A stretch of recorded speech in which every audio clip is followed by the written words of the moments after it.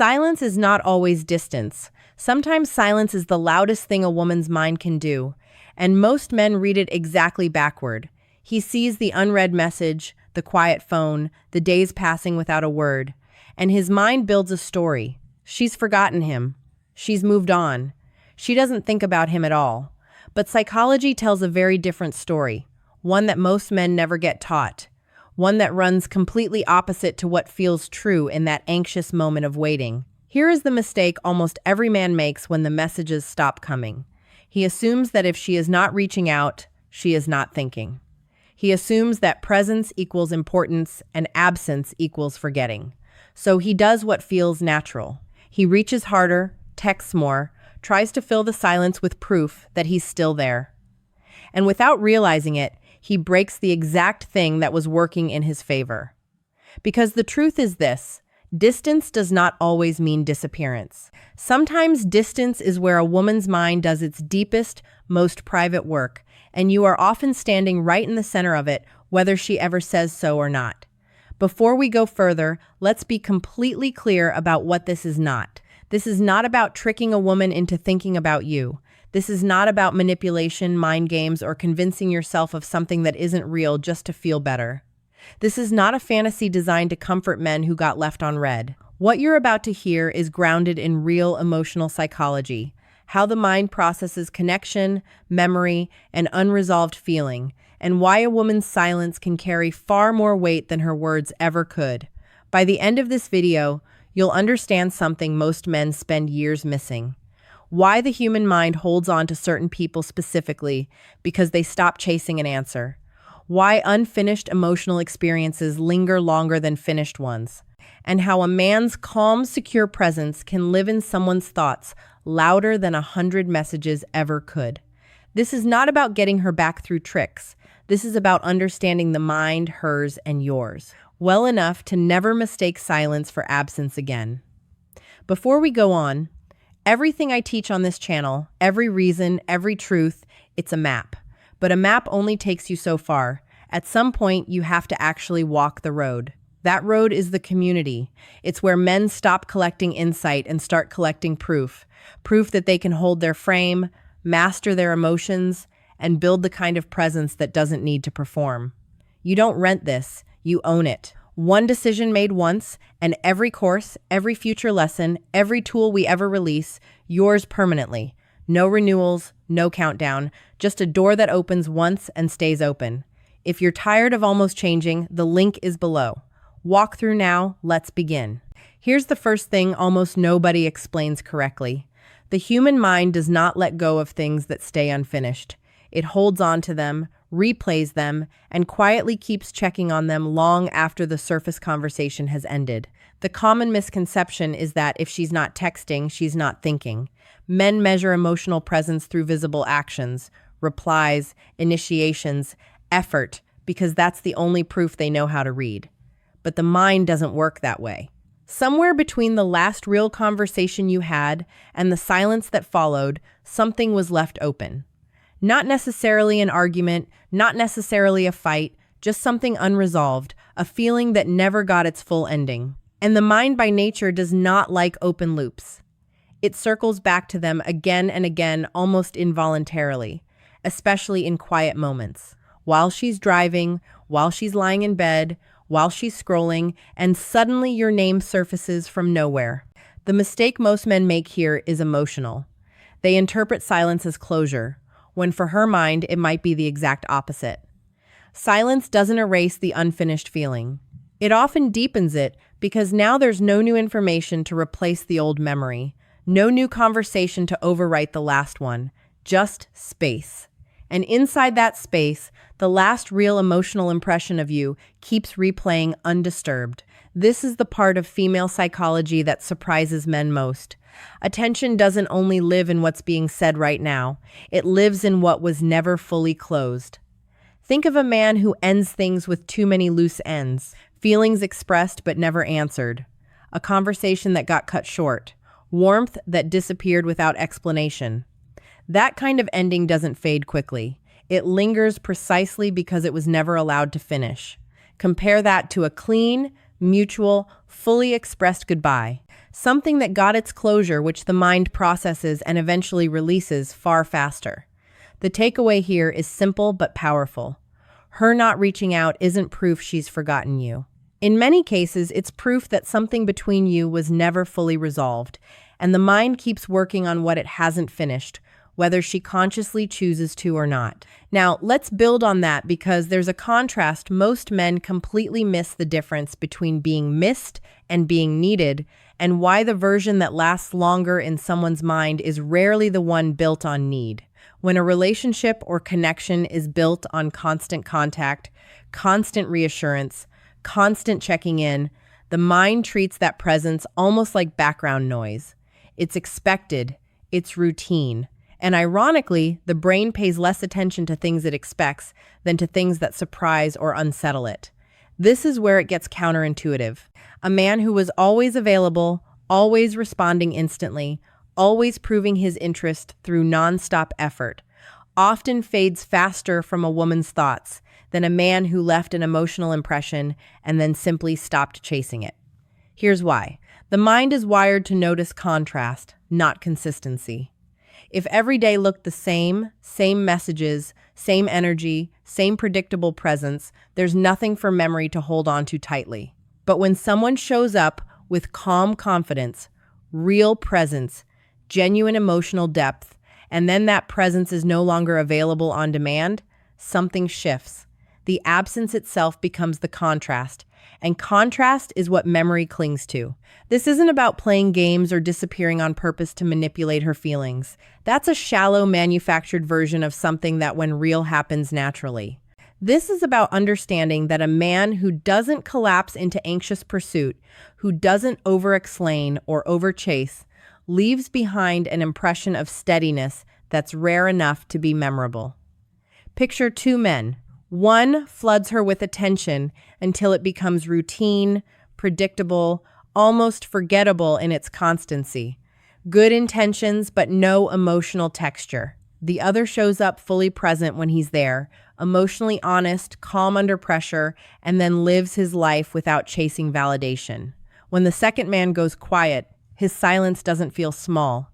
It feels like something is missing, precisely because his presence had weight to begin with. The takeaway is this: it was never really about how often you reached out. It was about whether your presence had enough emotional weight to be missed in your absence. Constant contact fades into background noise.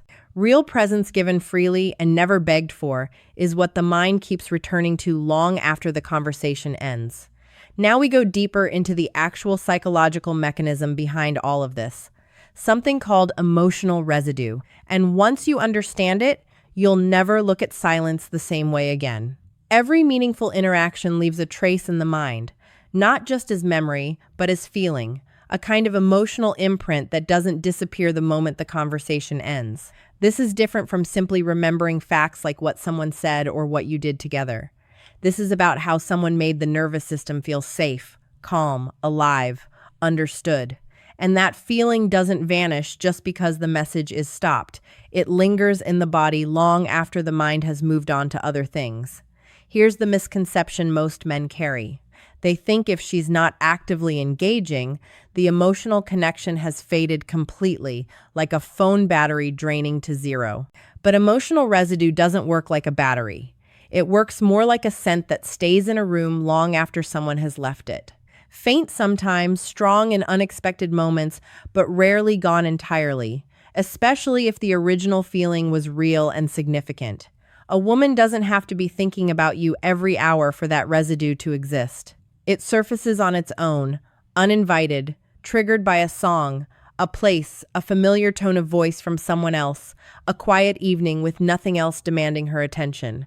This is where masculine emotional control becomes so important, not as a tactic, but as a natural result of self-respect. A man who understands this doesn't need constant confirmation that he's being thought about because he knows real emotional impressions don't require maintenance to survive. He's not performing calmness to manipulate her memory of him. He's calm because he trusts that what was real left something behind, and what wasn't real wouldn't have lasted through silence anyway. That trust in yourself, in the reality of what happened, in your own worth, independent of her response, is the actual foundation being built here. Think of a man who spends his silence spiraling, checking her social media, replaying every message, trying to manufacture certainty in a situation that has none. Now think of a man who allows the silence to exist without needing to control it, focusing instead on his own growth, his own peace, his own life moving forward. The second man isn't guessing whether he's remembered. He's simply living in a way that doesn't require the answer to feel whole. The takeaway: emotional residue is real, but chasing certainty about it destroys the very peace that makes a man worth remembering in the first place. Now, a mature warning, because this is exactly where this idea can quietly turn toxic if a man takes it the wrong way. And I need to be honest with you about that risk. Understanding that silence doesn't mean forgetting can easily curdle into something unhealthy obsession disguised as patience. Some men will hear everything we've just covered and use it as permission to wait indefinitely, to refuse closure, to convince themselves that as long as she hasn't blocked them, there's still hope worth holding on to. That is not what this is about. And if you walk away believing that, you've misunderstood the entire point. There is a critical difference between a man who has emotionally moved forward with his life while still holding respect for what was real, and a man who has quietly put his entire life on pause, waiting for a sign, refusing to heal because healing might feel like giving up on the possibility. The first man is at peace regardless of the outcome. The second man is in a slow, quiet kind of self-abandonment, and he's mistaking his own anxiety for loyalty, his own fear of moving on for evidence of true love. Emotional residue existing in someone's mind is not an invitation. It is not a guarantee. It is not something you are entitled to act on, chase, or use as justification to keep reaching out after she's made her boundaries clear. This matters because real self-respect includes respecting her decisions, even the ones that hurt. If she has asked for space, if she has clearly ended things, if she has moved forward in her own life, then the mature response is not to interpret lingering emotional residue as a reason to pursue her again. It's to let that residue exist naturally without your interference, while you focus entirely on becoming a man whose life is full and whole, regardless of what she chooses to do with her own memories. Think of a man who reads this psychology and uses it to justify one more message, one more attempt, one more test, to see if she still feels something, versus a man who understands the psychology, respects it, and lets it exist quietly in the background while he keeps building his own life without needing her involvement in it at all. The second man isn't in denial. He's simply mature enough to hold two truths at once: that something real leaves a mark, and that a mark is not a claim. The takeaway here is the most important one so far. Understanding this psychology is not permission to pursue.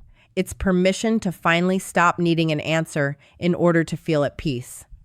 Now, let's draw the clearest line of all: the difference between weak behavior and true self-respect when it comes to living with silence. Because this is where everything we've covered either gets applied wisely or gets completely wasted. Weak behavior looks like this: refreshing her social media multiple times a day, reading old messages on repeat, quietly measuring your entire self-worth by whether she posted something that might be about you, building elaborate theories about her feelings based on nothing but hope and speculation. It feels like devotion in the moment, but underneath it's actually a man handing his emotional stability over to someone who isn't even in the room to receive it. That's not love holding on, that's fear disguised as patience, and it slowly erodes a man's confidence, his focus, and his sense of who he even is outside of waiting. Self-respecting behavior looks completely different and far quieter. It's a man who acknowledges what was real, honors the emotional weight of the connection, and then turns his attention back toward his own life, his goals, his growth, his friendships, his purpose, without treating that redirection as some kind of betrayal of what he felt. He understands that emotional residue lives on its own timeline, in her mind and in his, and that his job was never to manage her memory of him. His only job is to keep becoming a man he actually respects regardless of what she remembers, regardless of whether she ever reaches out again. That's not coldness. That's not suppression. It's simply refusing to let his peace depend on a variable he was never in control of to begin with. Here's the distinguishing question that separates the two. A weak man asks, "How do I get her to think about me again?" A self-respecting man asks, "Am I building a life I'd be proud of whether she thinks about me or not?" That single shift in focus changes everything about how a man carries himself through silence. His posture, his energy, his presence, even the way he speaks when her name comes up in conversation. Picture two men, both going through the same silence after the same relationship. One spends his evenings composing texts he'll never send, analyzing timestamps, losing sleep over meaning that may not even exist. The other spends his evenings investing in his work, his health, his friendships, his own emotional healing. Not because he stopped caring, but because he finally understood that caring and controlling were never the same thing. The second man isn't pretending the connection didn't matter. He's simply mature enough to let it matter without needing it to be resolved on his terms or his timeline. The takeaway: real strength isn't proving you've moved on by performing indifference, and it isn't proving you still care by refusing to live your life. Real strength is building a life so full and grounded that whether she's thinking about you or not, you're already exactly where you're supposed to be. So, let's bring this all the way home, because I never want this message twisted into something it was never meant to be. This was not a video about convincing yourself she's secretly obsessed with you. This was not permission to interpret every quiet moment as proof of hidden longing. And it was not an invitation to pursue someone who has clearly moved on or asked for space. If you walk away from this thinking silence is a green light to chase harder, you've missed the entire message. What this was actually about is something far more grounded. Understanding how the human mind processes connection, memory, and unresolved feeling. Not so you can manipulate that process, but so you can stop torturing yourself with anxious guesswork every time a phone stays quiet. Emotional residue is real. Unfinished feelings do linger. But none of that belongs to you to control, chase, or use as leverage. It exists on its own terms, in its own time, completely separate from anything you do or don't do about it. The real transformation here isn't learning how to stay on someone's mind. It's learning how to build a life so full, so grounded, and so genuinely yours that whether you're being thought about or not, stops being the thing that decides your peace.